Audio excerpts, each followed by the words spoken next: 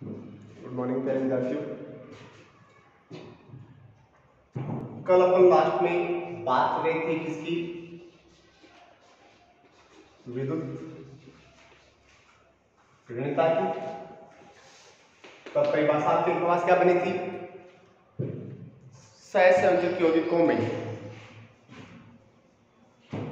या विषम परमाणविक, ये शब्द जरूर ध्यान रखना, विषम परमाणविक सहसंयोजक यौगिकों में सांद्र के इलेक्ट्रॉन को अपनी ओर आकर्षित करने की परमाणु की क्षमता ही क्या कहलाती है? विद्युत ऋणता। विद्युत ऋणता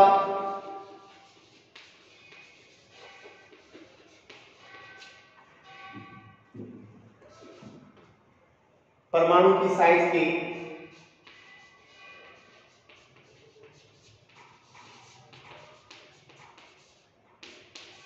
वृत्त के अनुपात होती है।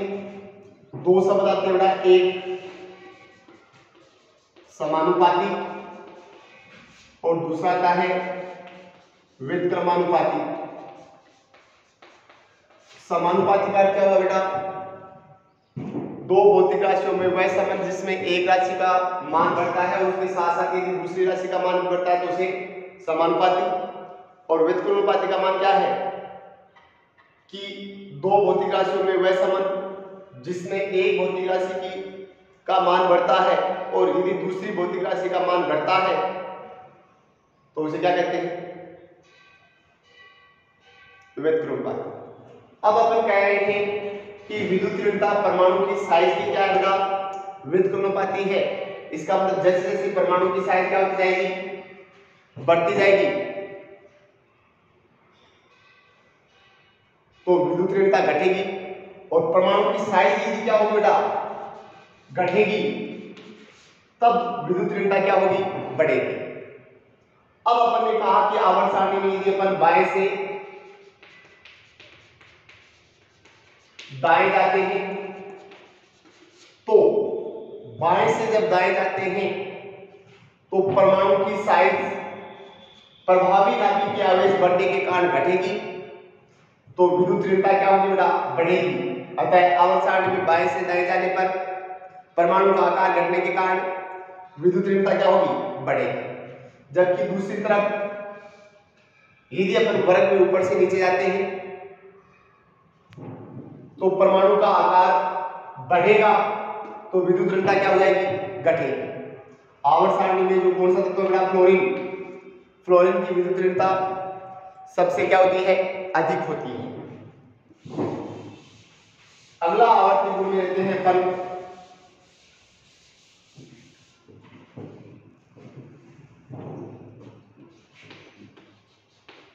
संयोजकता। संयोजकता या वैलेंसी, वैसे मैं कई बार आपको बता चुका हूं। संयोजकता का अर्थ क्या है? किसी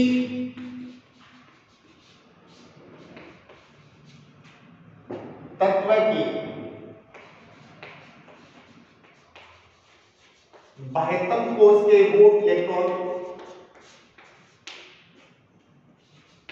किसी तत्व के बाह्यतम कोश के वे इलेक्ट्रॉन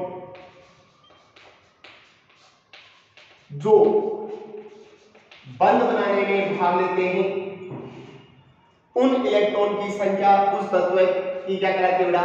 संयोजकता कहलाती है।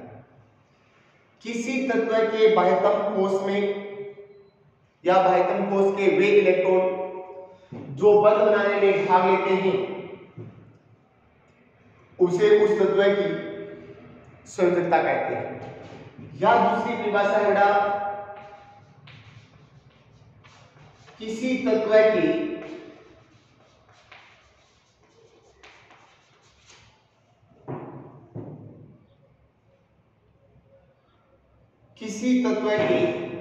परमाणु के साथ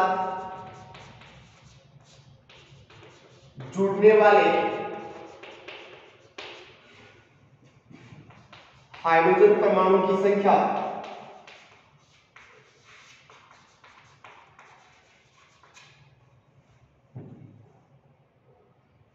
उस तत्व की संयोजकता कहलाती है। या तीसरी परिभाषा, किसी तत्व के परमाणु के साथ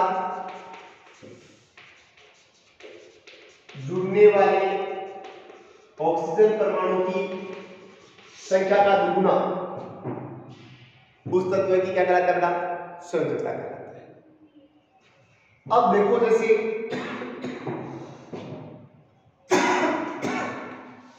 तीन प्रकार से अपन ने परिभाषा बताई। किसी तत्व के बाह्यतम कोश में भाग लेने वाले या बाह्यतम कोश के वे इलेक्ट्रॉन जो बंध बनाने में भाग लेते हैं उसे उस परमाणु की संयोजकता कहते हैं। जैसे सोडियम है बेटा,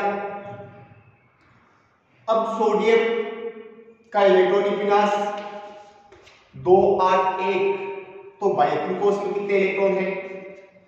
1। ये 1 इलेक्ट्रॉन क्या करेगा?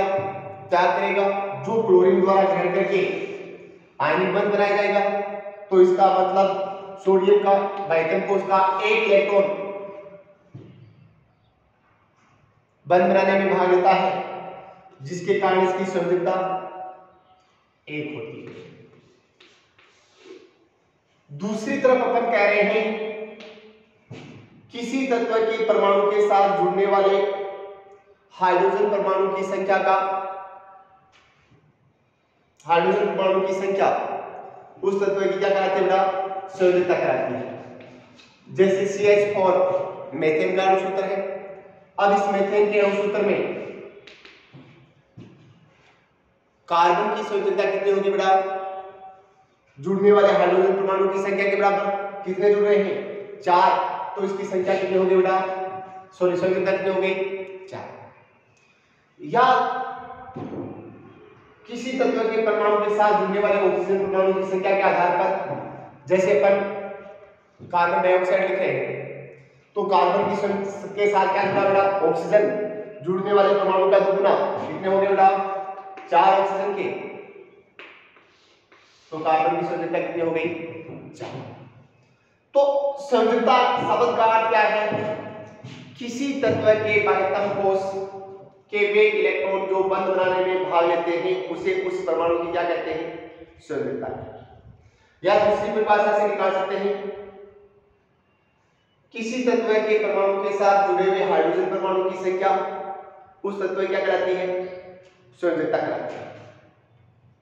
अब देखो जैसे अपन ने H2 लिखा है, ऑक्सीजन के साथ कितने हाइड्रोजन के परमाणु जुड़ रहे हैं? 2। तो ऑक्सीजन की संयोजकता कितनी होगी बेटा? 2। या फिर तीसरी परिभाषा किसके आधार पर निकाल रहे हैं? ऑक्सीजन के आधार पर। अगर ये याद नहीं रहता है तो इसे अच्छा और है, किसके आधार पर संयोजकता निकाल सकते हैं बेटा? अष्टांग के नियम के आधार पर। अष्टांग का नियम क्या कहता है? प्रत्येक परमाणु अपने अस्तित्व के लिए अपने बाह्यतम कोश में 8 इलेक्ट्रॉन रखना चाहता है।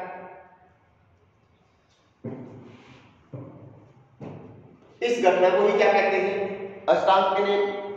अब अष्टांग के नियम या अपने अष्टक को पूरा करने के लिए किसी परमाणु के द्वारा जितने इलेक्ट्रॉन का त्याग किया जाता है या जितने इलेक्ट्रॉन को ग्रहण किया जाता है उसे उस तत्व के परमाणु की क्या कहते हैं? संयोजकता कहते हैं। उसे उस तत्व के परमाणु क्या कहते हैं बेटा? संयोजकता कहते हैं। अब यदि कोई परमाणु अपने अष्टक को पूरा करने के लिए बाह्यतम कोश के इलेक्ट्रॉन का क्या करता है? त्याग करता है, तब तो संयोजकता किसमें आ जाएगी? प्लस में। यदि कोई परमाणु अपने अष्टक को पूरा करने के लिए इलेक्ट्रॉन का त्याग नहीं करके क्या करता है? ग्रहण करता है, तब संयोजकता किसमें आती है? माइनस में। जैसे अपन ने एग्जांपल दिया था कौन सा? सोडियम इलेक्ट्रॉनिक विन्यास 2 8 1, बाह्यतम कोश में कितने हैं? 1। तब अपन ने वो उदाहरण दिया था आपको गरीब और बढ़िया वाला, कि आपको देखना है कि परमाणु है वो ग्रीव है या बढ़िया। यदि ग्रीव है तो इलेक्ट्रॉन क्या करेगा, त्याग करेगा, और बढ़िया है तो उसके पास इलेक्ट्रॉन आएंगे। तो यहाँ बाह्यतम कोश में एक इलेक्ट्रॉन है, इसका मतलब ये ग्रीव है, और ग्रीव है तो इसका मतलब क्या करेगा, इलेक्ट्रॉन का त्याग करेगा। तो इसकी संयोजकता कितनी हो जाएगी बेटा, जितने इलेक्ट्रॉन का त्याग करता है, एक का करता है तो +1, 2 का करता है तो +2, 3 का करता है तो +3, 4 का करता है तो +4। अगर ग्रहण करता है, 3 ग्रहण करता है तो माइनस में, 2 ग्रहण करता है तो -2, और यदि 1 ग्रहण करता है तो -1 संयोजकता होगी। अब जो संयोजकता का निर्धारण है वो किस पर निर्भर करता है बेटा, इलेक्ट्रॉनिक के विनाश द्वारा निर्धारित किया जाता है। किसके द्वारा निर्धारित किया जाता है बेटा, इलेक्ट्रॉनिक के विनाश द्वारा निर्धारित की जाती है। अब दूसरी बात,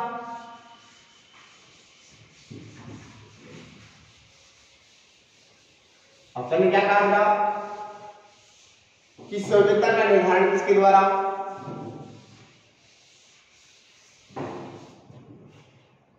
इलेक्ट्रॉनिक के विनाश द्वारा निर्धारित किया जाता है। अब यदि आवर्त सारणी की बात करें,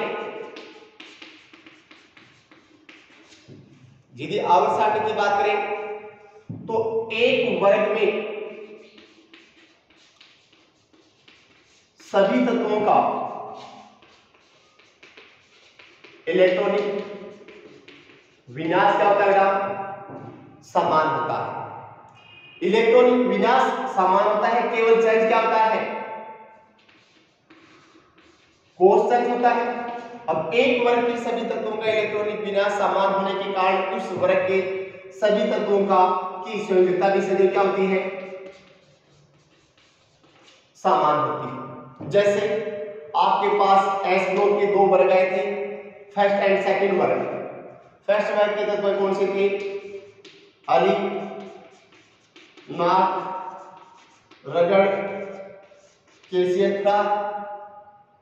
अब इन सभी फर्स्ट वर्ग के जो तत्व हैं इनके बाह्यतम कोश में कितने इलेक्ट्रॉन है बेटा, 1, और 1 होने के कारण ये अपने रिश्ते को पूरा करने के लिए सदैव 1 इलेक्ट्रॉन क्या करते हैं, त्याग करते हैं, जिसके कारण फर्स्ट वर्ग के सभी तत्वों की संयोजकता +1 होती है। और याद रखने के लिए फॉर्मूला क्या था, अली, नाक, रगड़, कैल्शियम था। अगर अपन सेकंड वर्ग की बात करें, सेकंड वर्ग में अपने पास आया था बेटा, मांगे, कार सुंदर, बाप्रोए, बेरिलियम, मैग्नीशियम, कैल्शियम। तो इन सभी वर्ग का इलेक्ट्रॉनिक विनाश, अगर इस वर्ग के सभी तत्वों का अगर इलेक्ट्रॉनिक विनाश निकालते हैं तो इलेक्ट्रॉनिक विनाश में, इलेक्ट्रॉनिक के विनाश में बाह्यतम वर्ग में कितने इलेक्ट्रॉन आ रहे हैं बेटा, 2। तो इन सेकंड वर्ग के तत्वों की संयोजकता कितनी होती है बेटा, सभी की संयोजकता कितनी होती है, +2। अगर अपन कौन से वर्ग में जाए बेटा, पी ब्लॉक की बात करें, पी ब्लॉक में कहां से शुरू होते तत्व है, 13वें वर्ग से लेकर 18वें वर्ग तक, 13वें वर्ग से लेकर 18वें वर्ग तक। अब 13वें वर्ग में बिना इलायची, गरम इंडियन टी, बिना इलायची गरम Indian T, boron, aluminium, germanium, indium, tellurium. अब इनके सभी बाह्यतम कोश में, सभी तत्वों के बाह्यतम कोश में इलेक्ट्रॉन कितने बेटा, 3, इसलिए इनकी संयोजकता कितनी होती है, +3। फिर 14वें वर्ग में अगर अपन जाए, काशी गए शंकर प्रभु, काशी गए शंकर प्रभु यानी कार्बन वाला परिवार वाला तत्व है। इनके बाह्यतम कोश में 4 इलेक्ट्रॉन है, तो इनकी संयोजकता कितनी होती है, 4। अगर 15वें वर्ग की बात करें तो तत्व आते हैं मां प्यारे, ऐसी सबकी बिहारे, मां प्यारे नाइट्रोजन, ना नाइट्रोजन प्यारे, phosphorus, Ac arsenic, Sb bismuth. तो इन सभी वर्ग के तत्वों में बाइथम कोष के तत्वों में इलेक्ट्रॉन की संख्या कितनी है बेटा? 5। अब ये गरीब है या बढ़िया? तो बढ़िया है। तो कितने कम होंगे? 3 कम पड़ रहे हैं, तो संयोजकता किसमें आ जाएगी? -3। फिर इसके पश्चात 16वें वर्ग में ओसलमा सिलितेरी पॉकेट, ओसलमा सल्मा सिलितेरी पॉकेट, इनके बाइथम कोष में कितने इलेक्ट्रॉन आ रहे बेटा? 6। तो इस वर्ग के तत्व क्या हो जाएंगे? बढ़िया, और बढ़िया होने के कारण 2 इलेक्ट्रॉन की क्या बढ़ गई है? कमी। तो संयोजकता क्या हो बेटा? -2। अगर अपन 17वें वर्ग की बात करें तो 17वें वर्ग में क्लोरीन, क्लोरीन, ब्रोमीन, आयोडीन जैसे तत्व आते हैं। इनके बाइथम कोष में कितने इलेक्ट्रॉन है बेटा? 7 इलेक्ट्रॉन है। तो कितने कम पड़ रहे हैं? 1। तो इन सभी तत्वों की संयोजकता कितनी हो जाएगी? -1। यदि 18वें वर्ग में की बात करें, helium, neon, argon, krypton, xenon, radon जैसी निष्क्रिय गैसें आती हैं। इन निष्क्रिय गैसों के बाइथम कोष में इलेक्ट्रॉन कितने बेटा? 8। और 8 होने के कारण इनको अष्टक करने के लिए ना इलेक्ट्रॉन की आवश्यकता पड़ती है, ना ये ग्रहण करते हैं, ना त्याग करते हैं, जिसके कारण इनकी संयोजकता क्या होती है बेटा? 0। क्या कहें? किसी तत्व की संयोजकता इलेक्ट्रॉनिक विनाश द्वारा निर्धारित की जाती है, और इलेक्ट्रॉनिक विनाश के आधार पर अपन कह रहे हैं कि एक ही वर्ग के तत्वों का इलेक्ट्रॉनिक विनाश समान होता है, अर्थात बाइथम कोष में इलेक्ट्रॉन की संख्या क्या होती है? समान होती है। केवल क्या होता है? चेंज, कोष की संख्या चेंज होती है। तब अपन ने कहा कि फर्स्ट वर्ग के तत्व है एलिना, क्रिकेट, केसी, इस सभी वर्ग के तत्वों में या इस वर्ग के सभी तत्वों में क्या हो रहा है बेटा? बाइथम कोष में कितने इलेक्ट्रॉन है? 1। तो जो बंध बनाने में भाग लेता है, जिसके कारण इसकी संयोजकता +1। सेकंड वर्ग में बेटा मांगे कार सुंदर बाप रोए, इस वर्ग के सभी तत्वों में बाइथम कोष में कितने इलेक्ट्रॉन है बेटा? 2। तो इसके कारण इनकी संयोजकता कितनी है? 2। अगर 13वें वर्ग की बात करें, जो पी ब्लॉक से शुरू, पी ब्लॉक का प्रारंभिक ब्लॉक वर्ग है, 13वें वर्ग में बिना इलाज के पी वाले तत्व आ रहे हैं। इन तत्वों के बाइथम कोष में कितने इलेक्ट्रॉन है? +3। +3 होने के कारण ये क्या करेंगे? तो उसके कारण की संयोजकता +3। 14वें वर्ग में काशी गए शंकर प्रभु, इनके बाइथम कोष में 4 इलेक्ट्रॉन है। 4 इलेक्ट्रॉन होने के कारण की संयोजकता +-4। 15वें वर्ग में ना प्यारे ऐसे सबकी प्यारे नाइट्रोजन वाले तत्व है। अब इस वर्ग के तत्वों में बाइथम कोष में इलेक्ट्रॉन कितने बेटा? 5। 5 होने के कारण अष्टक को पूरा करने के लिए कितने कम पड़ रहे हैं? 3। अर्थात ये बढ़िया है, और बढ़िया होने के कारण 3 इलेक्ट्रॉन ग्रहण करेगा, तो संयोजकता -3। 16वें वर्ग में ओसलमा सिलितेरी पॉकेट ऑक्सीजन परिवार वाले तत्व है। इस वर्ग के तत्वों में बाइथम कोष में 6 इलेक्ट्रॉन है। 6 इलेक्ट्रॉन होने के कारण ये अपने अष्टक को पूरा करने के लिए कितने इलेक्ट्रॉन का क्या ग्रहण करेगा? 2 इलेक्ट्रॉन ग्रहण करेगा, तो उसके कारण इसकी संयोजकता -2। 17वें वर्ग में हेलोजन परिवार के सदस्य कहते हैं फ्लोरीन, क्लोरीन, ब्रोमीन, आयोडीन वाले तत्व। इस वर्ग के तत्वों में बाइथम कोष में कितने इलेक्ट्रॉन है बेटा? 7 इलेक्ट्रॉन है, और 7 इलेक्ट्रॉन होने के कारण कितने इलेक्ट्रॉन की कमी पड़ रही है? अर्थात ये बढ़िया है, और बढ़िया होने के कारण बढ़िया वर्ग के तत्व है, और बढ़िया वर्ग के तत्व होने के कारण इनके बाइथम कोष में कितने इलेक्ट्रॉन कम पड़ रहे हैं? 1 इलेक्ट्रॉन। 1 इलेक्ट्रॉन कम पड़ने के कारण इनकी संयोजकता कितनी होगी? -1। 18वें वर्ग के जो तत्व है, इन सभी तत्वों के बाइथम कोष में helium, neon, argon, krypton, xenon, radon निष्क्रिय गैसें हैं, जिनका अष्टक पूरा होने के कारण ना ये इलेक्ट्रॉन को ग्रहण करते हैं, ना इलेक्ट्रॉन का त्याग करते हैं, जिसके कारण इनकी संयोजकता क्या होती है? 0। अब आपके पास संयोजकता की अपन बात करेंगे। आपके पास फर्स्ट वर्ग आ गया, सेकंड वर्ग आ गया, 13वां वर्ग आ गया, 14वां वर्ग आ गया, 15वां, 16वां, 17वां और 18वां। फर्स्ट एंड सेकंड वर्ग के तत्वों का अंतिम इलेक्ट्रॉन s कोष में आता है, इसके कारण इन्हें s ब्लॉक के तत्व कहा था। 13वें से लेकर 18वें वर्ग के तत्वों का अंतिम इलेक्ट्रॉन इलेक्ट्रॉनिक विनाश के आधार पर किसमें आता है? p कोष में आता है, जिसके कारण इन्हें p ब्लॉक के तत्व कहते हैं। अब इसके पश्चात थर्ड से लेकर बेटा कहां तक? 12वें वर्ग तक। कौन से ब्लॉक के तत्व आते हैं डी और एफ ब्लॉक के तत्व। एफ ब्लॉक के तत्वों को आवर्त सारणी से पृथक दो अलग सारणी लेंथेनॉइड और एक्टिनॉइड के रूप में अपन ने शो किया था। अब डी ब्लॉक के तत्व है लेंथेनॉइड तत्व है और एक्टिनॉइड तत्व है। डी ब्लॉक के तत्व है लेंथेनॉइड तत्व है और एक्टिनॉइड तत्व है। एक से अधिक प्रकार की संयोजकता दर्शाते हैं। किसके कारण दर्शाते हैं वो जूनियर क्लास में आप जाओगे तब आपके समझ में आएगा। तो क्या कहा अपन ने, डी ब्लॉक के तत्व है और एफ ब्लॉक के तत्व है। एफ ब्लॉक में लेंथेनॉइड एंड एक्टिनॉइड। एक से अधिक प्रकार की क्या दर्शाते हैं बेटा, संयोजकता दर्शाते हैं। इसलिए ने इस प्रकार की संयोजकता कहते हैं परिवर्तित संयोजकता। क्या कहते हैं, परिवर्तित संयोजकता। अब अपन ने कहा जैसे आयरन है बेटा, आयरन +2 भी दर्शाता है और +3 भी दर्शाता है। कॉपर है +1 भी शो करता है और +2 भी शो करता है। तो क्या कहें अपन, डी और एफ ब्लॉक के तत्व है, अर्थात डी ब्लॉक में लेंथेनॉइड एंड एक्टिनॉइड जो तत्व है वो एक से अधिक प्रकार की संयोजकता दर्शाते हैं। ऐसी संयोजकता क्या कहते हैं, परिवर्तित संयोजकता। क्या कहते हैं, परिवर्तित संयोजकता कहते हैं। अब यदि अपन वर्ग के बाद यदि किसकी बात करेंगे, आवर्त की बात करें,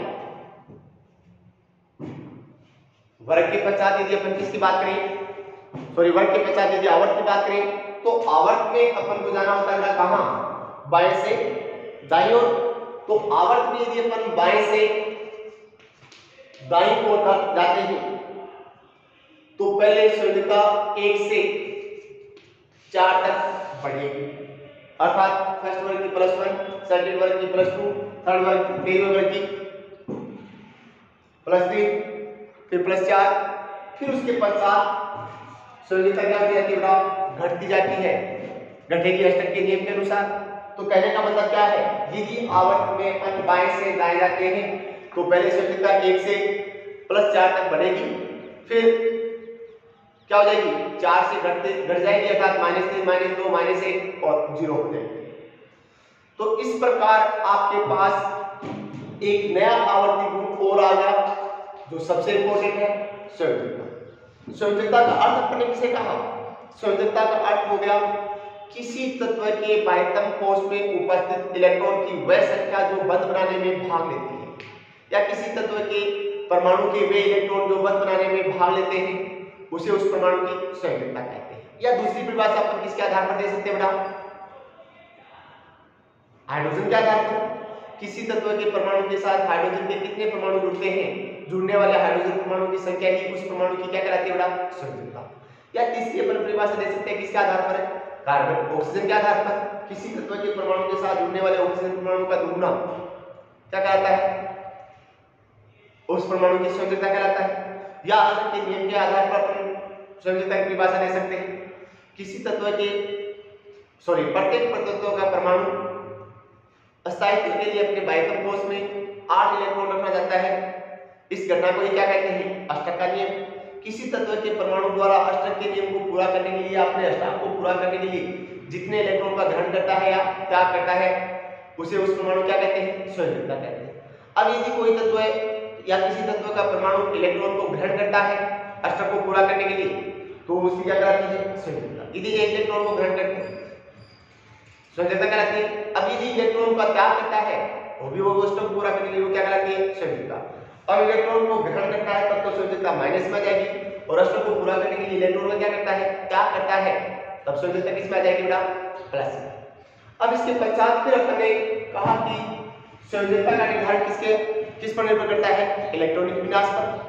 और अपन ने कहा कि एक ही वर्ग के सभी तत्वों का इलेक्ट्रॉनिक विन्यास क्या होता है, समान, अर्थात उसके बाह्यतम कोश में इलेक्ट्रॉन की संख्या क्या होती है, समान होती है।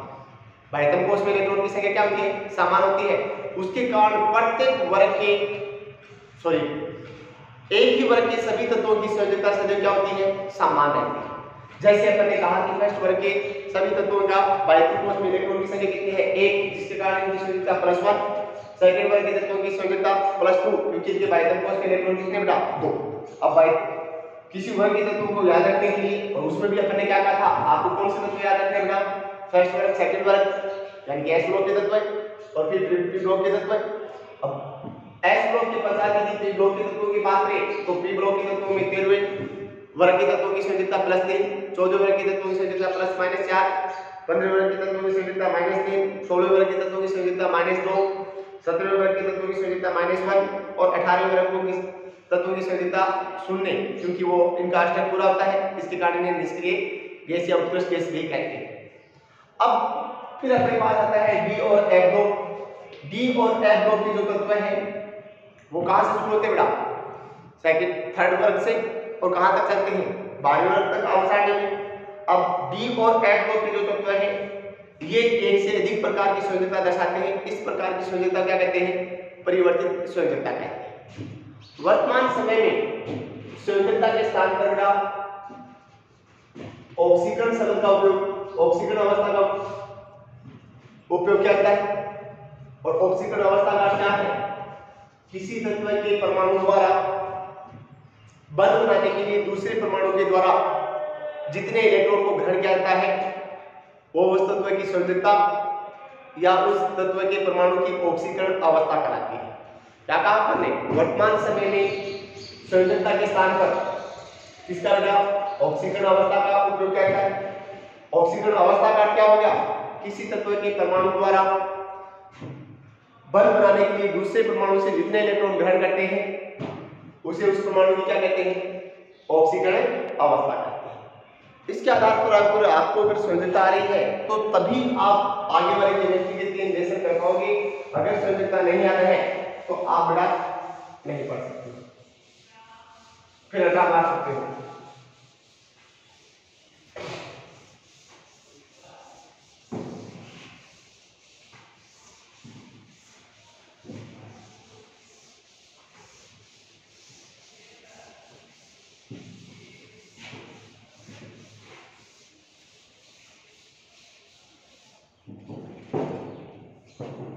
फिर अगला आवर्ती गुण है बेटा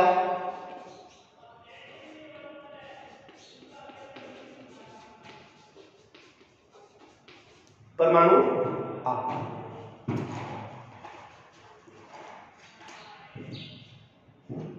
परमाणु आकार किसी स्वतंत्र परमाणु के नाभिक व बाह्यतम कोश के बीच की दूरी को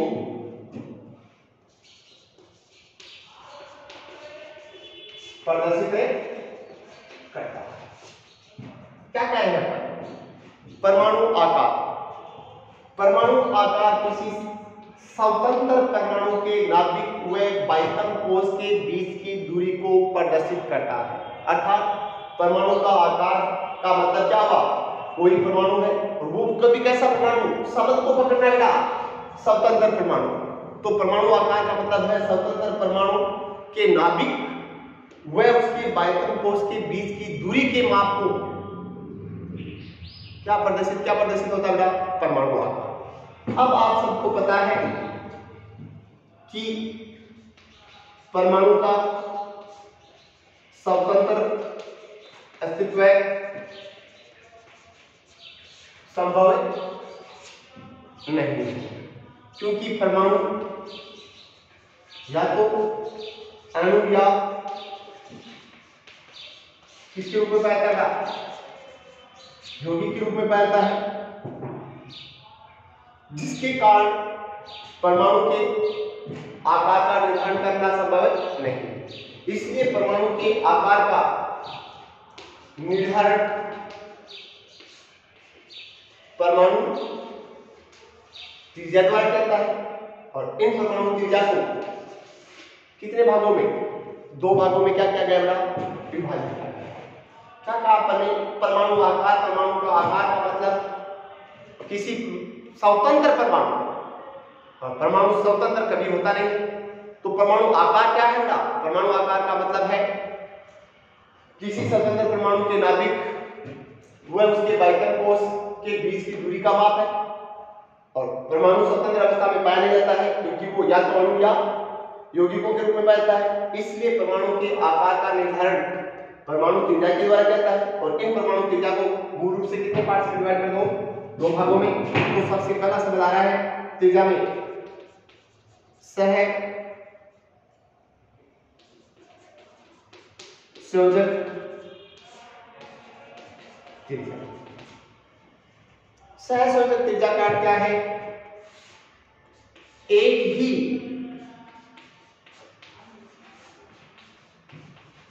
तत्व के दो समान परमाणुओं के नाभिक के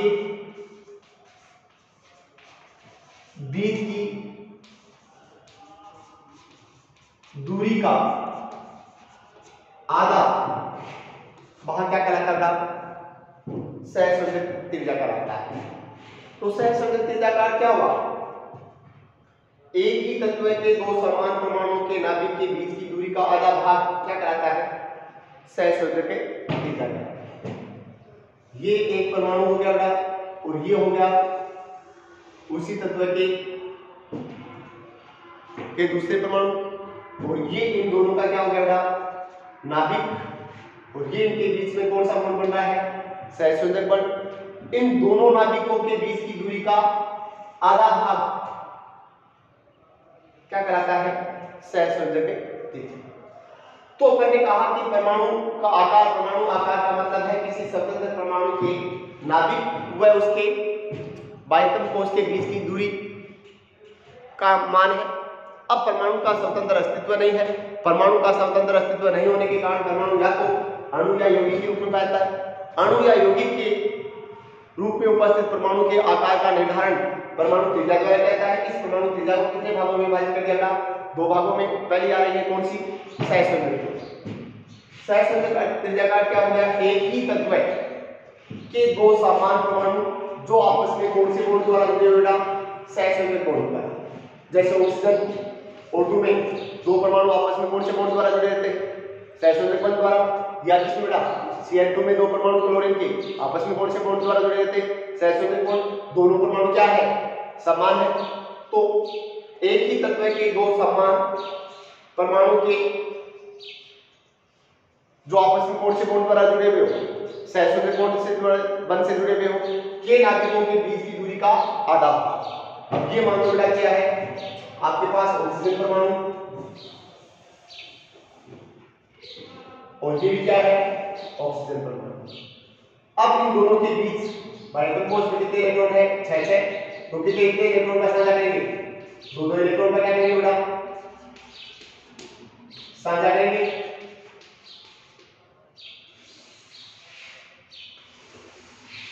अब ये दोनों का क्या है? नाभिक। इन नाभिकों के बीच की दूरी का आधा भाग क्या कहलाता है? सहसंयोजक त्रिज्या। दूसरा है वान डर वाल्स त्रिज्या। वान डर वाल्स त्रिज्या किसे कहते हैं? तो ठोस अवस्था में, ठोस अवस्था में अबंधित अणुओं के परमाणुओं के बीच की दूरी का आधा भाग क्या कहलाता है? वान डर वाल्स त्रिज्या कहलाता है। ये एक परमाणु बेटा, ये दूसरा परमाणु, ये तीसरा परमाणु, ये चौथा परमाणु। अब ये दो अणु बन गए, ये दो अणु बन गए जो आपस में अबंधित हो।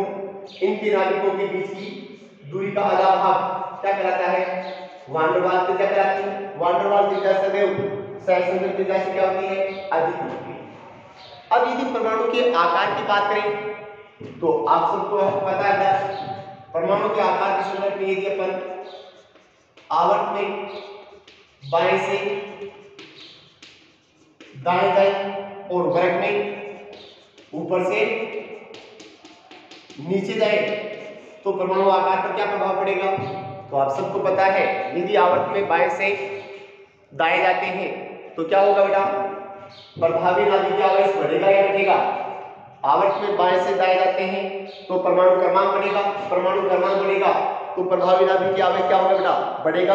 प्रभावी नाभिकीय आवेश बढ़ेगा तो आकर्षण बल के कारण परमाणु के बाह्यतम कोश को नाभिक अधिक खींचेगा तो उसकी त्रिज्या क्या होती जाएगी बेटा? कम होती जाएगी, और त्रिज्या कम होती जाएगी तो परमाणु का आकार भी क्या होता जाएगा? कम होता जाएगा। परमाणु का आकार क्या होता जाएगा? कम होता जाएगा। तो आंसर क्या देना आपको? यदि आवर्त में बाएं से दाएं जाते हैं तो प्रभावी नाभिकीय आवेश बढ़ने के कारण परमाणु आकार क्या होता जाएगा?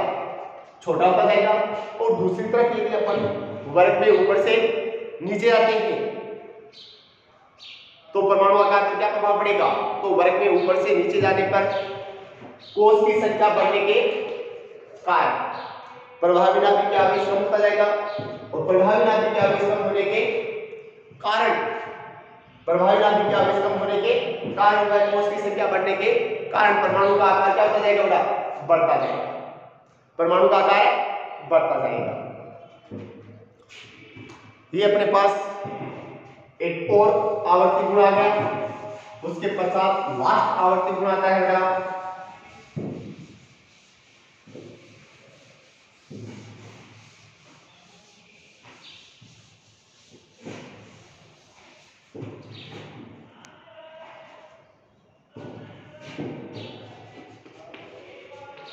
धात्विक व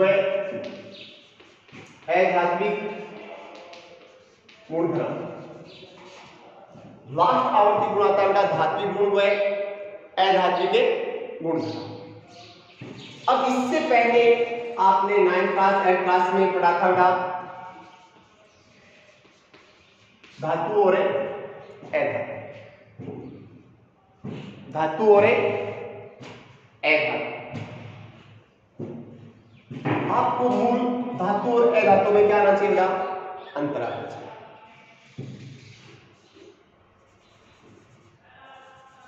तो याद लो, धातु चमकदार होते हैं, अधातु चमक रहित होते हैं। धातु में आघात वर्ध्यता का गुण पाता है, अधातु में आघात वर्ध्यता गुण नहीं पाता है। अर्थात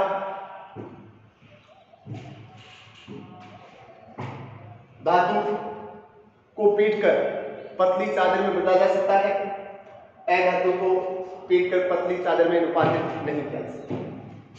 तीसरा, धातु में तन्यता का गुण पाता है, अधातु में तन्यता गुण नहीं पाता। तन्यता का गुण का क्या बेटा? धातु के पतले तार बनाए जा सकते हैं, अधातु के पतले तार नहीं बनाए जा सकते। धातु विद्युत के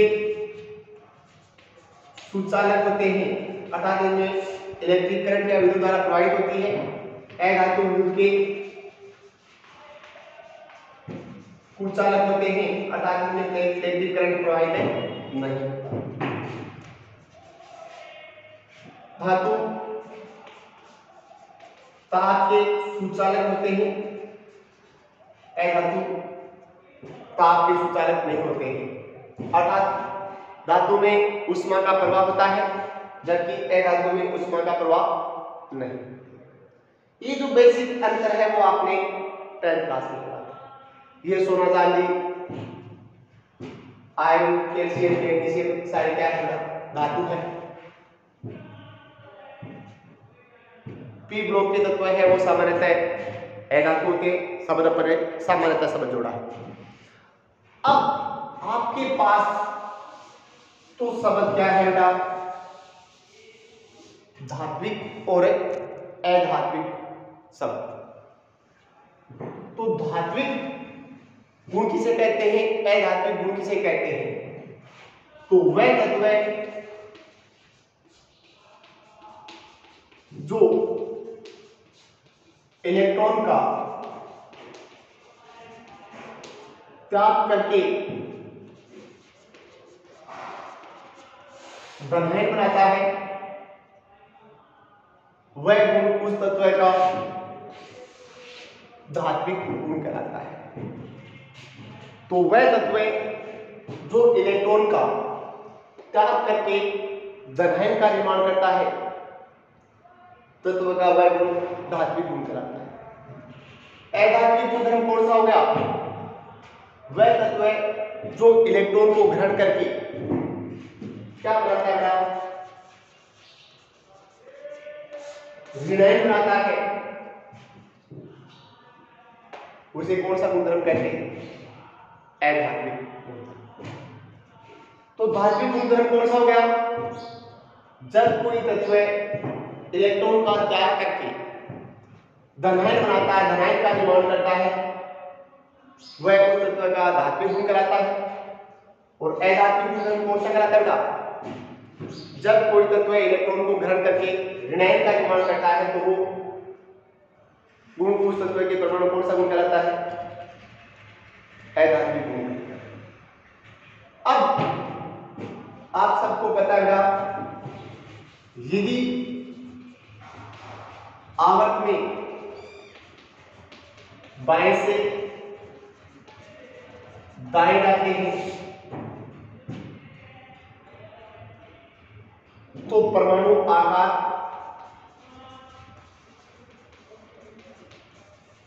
प्रभावी नाभिक के आवेश बढ़ने के कारण क्या होता जाएगा? छोटा होता जाएगा। और छोटा होने के कारण इलेक्ट्रॉन का त्याग करना उतना ही कठिन होगा, जिसके कारण धात्विक गुणों में क्या जाएगी बेटा? कमी आती जाएगी। इसका मतलब क्या होगा? यदि आवर्त सारणी में अपन बाएं से दाएं जाते हैं तो परमाणु आकार घटने के कारण इलेक्ट्रॉन का त्याग करना उतना ही कठिन होगा, जिसके कारण धात्विक गुणों में क्या आती जाएगी? कमी। इसका मतलब अपन यूं कह सकते हैं, आवर्त सारणी में बाएं से दाएं जाने पर धात्विक गुणों में क्या आती है? कमी आती है। जबकि दूसरी तरफ यदि वर्ग में पर ऊपर से नीचे जाते हैं तो कोष की संख्या बढ़ेगी, प्रभावी नाभिक का आवेश क्या होगा? कम होगा, तो परमाणु का आकार क्या होगा? बढ़ेगा। तो परमाणु का आकार बढ़ने के कारण इलेक्ट्रॉन का त्याग करना उतना ही क्या होगा? आसान होगा। इलेक्ट्रॉन जितना आसानी से त्याग होगा तो उसमें धात्विक गुण उतने ही क्या होंगे? ज्यादा होंगे। तो इसका मतलब वर्ग में ऊपर से नीचे आते हैं तो धात्विक गुणों में क्या होती है? वृद्धि होती है। अब आवर्त सारणी में जो फर्स्ट वर्ग है उसमें सबसे अधिक धात्विक गुण पाए जाते हैं। फर्स्ट और सेकंड वर्ग में सबसे अधिक गुणधर्म पाए जाते हैं। अब आवर्त सारणी में बाईं ओर की जो तत्व है, जैसे सारे एस ब्लॉक के, सारे डी ब्लॉक के तत्व है, वो कौन सा गुणधर्म दर्शाते हैं? धात्विक गुणधर्म। और आवर्त सारणी में किस ओर बेटा? दाईं ओर के जो तत्व है, अर्थात मुख्य रूप से किस ब्लॉक के? पी ब्लॉक के तत्व है, वो कौन सा गुणधर्म दर्शाते हैं बेटा? अधात्विक गुणधर्म। अब आवर्त सारणी में यदि बाएं से दाएं जाते हैं तो परमाणु आकार घटने के कारण इलेक्ट्रॉन को ग्रहण करना आसान होता है, जिसके कारण यदि आवर्त में बाएं से दाएं जाते हैं तो अधात्विक गुणों में क्या होती है बेटा? वृद्धि। और वर्ग में ऊपर से नीचे जाते हैं तो अधात्विक गुणों में क्या होती है? कमी। जबकि दूसरी तरफ बाईं ओर जो धातु तत्व है उसमें यदि बाएं से दाएं जाते हैं तो धात्विक गुणधर्मों में क्या होगी? कमी। और वर्ग में ऊपर से नीचे जाते हैं तो धात्विक गुणधर्मों में क्या होगी? वृद्धि। अब जो आपकी आधुनिक आवर्त सारणी है इसमें एक टेढ़ी मेढ़ी रेखा के द्वारा उन तत्वों को दर्शाया गया है जो कुछ लक्षण धातु के समान दर्शाते हैं और कुछ गुणधर्म किसके समान बेटा? उपधातु के, अधातु के समान दर्शाते हैं। ऐसे तत्वों को अपन क्या कहते हैं? उपधातु। क्या कहते हैं? उपधातु। अब उपधातु में कौन कौन सी तत्व है बेटा? Boron, silicon, germanium, arsenic, antimony, polonium जैसे जो तत्व है वो आर्सेनिक में कौन से हो गए बेटा? उपधातु। कौन से हो गए? उपधातु। इसके साथ ही ये लेसन कंप्लीट। थैंक्स बेटा, इसके पीछे वाले सारे क्वेश्चन अटेंड कर लेना।